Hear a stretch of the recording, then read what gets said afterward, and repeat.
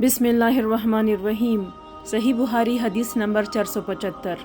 इबाद बिन तमीम ने अपने चचा अब्दुल्ला बिन ज़ैद बिन आसिम माज़नी रज़ी अल्लाह अन्हो से रिवायत किया है कि उन्होंने रसूलुल्लाह सल्लल्लाहु अलैहि वसल्लम को चित लेटे हुए देखा।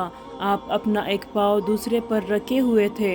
इब्न शहाब ज़हरी से मरवी है, वो सईद बिन मसीब से रिवायत करते हैं कि उमर और उस्मान रज़ी अल्लाह अन्हो भी इसी तरह लेटते थे। सही बुहारी हदीस नंबर 476।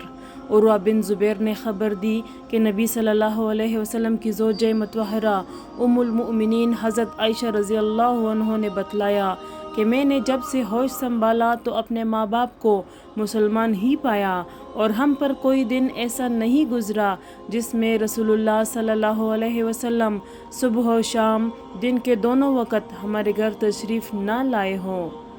फिर अबू बकर रज़ी अल्लाह अन्हो की समझ में एक तरकीब आई तो उन्होंने घर के सामने एक मस्जिद बना ली। वो इसमें नमाज पढ़ते और कुरान मजीद की तिलावत करते। मुशरिकीन की औरतें और उनके बच्चे वहाँ ताज्जुब से सुनते और खड़े हो जाते और आपकी तरफ देखते रहते। हज़रत अबू बकर रज़ी अल्लाह अन्हो बड़े रोने वाले आदमी थे।